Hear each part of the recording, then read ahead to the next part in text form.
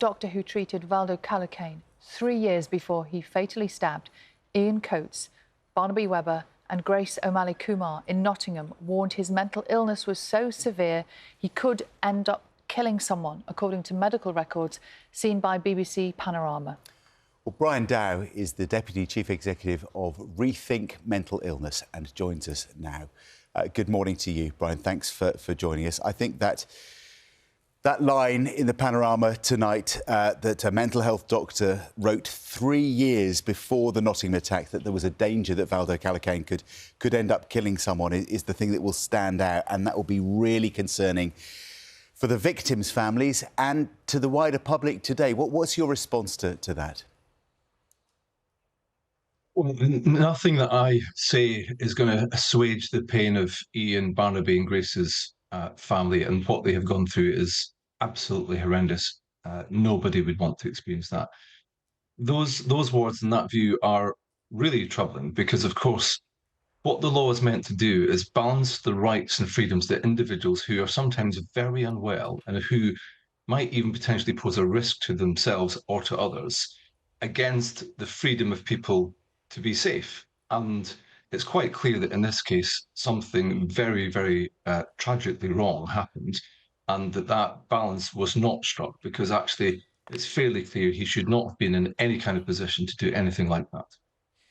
We know, don't we, that the initial review found that mental health services at Nottinghamshire Healthcare NHS Foundation Trust, they say, in a quote here, people struggled to access the care they needed when they needed, putting them and members of the public at risk of harm.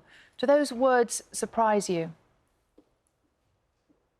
They did, Sally. I mean, the reality is that even though up until about the start of the pandemic, we were seeing huge progress in the mental health system because of significant investment and because of huge amount of effort and progress, the truth is that that pressure has really built over the last few years.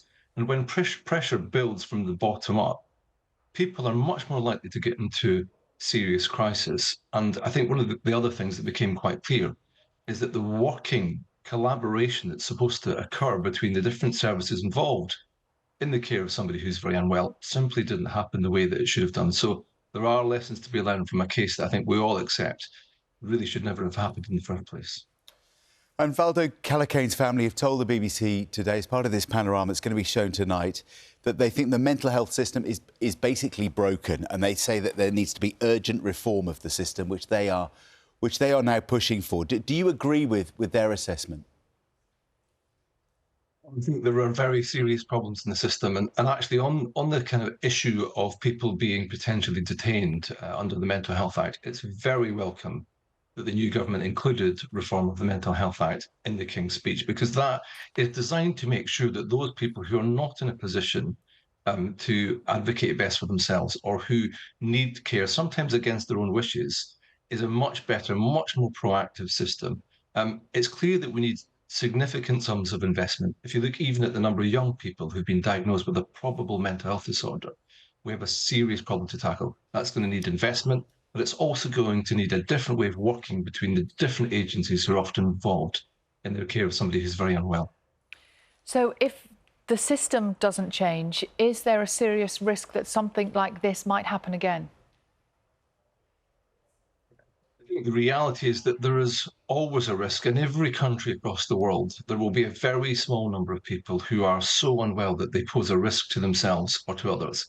And the purpose, and I suppose the test of a really good system, is that it makes sure that people get access to care quickly and close to home, and that's good quality care, so that they don't become more unwell. And I think the reverse is also the case, that if that is not in place, then you will see crisis emerging, and you will see cases where people perhaps do things which are, dangerous and potentially fatal. So we really have to learn the lessons from this and potentially other terrible cases. Brian Dow, we appreciate your time this morning on Breakfast. Thank you for joining us. And you can watch the panorama we've been talking about. It's called The Nottingham Attacks, A Search for Answers.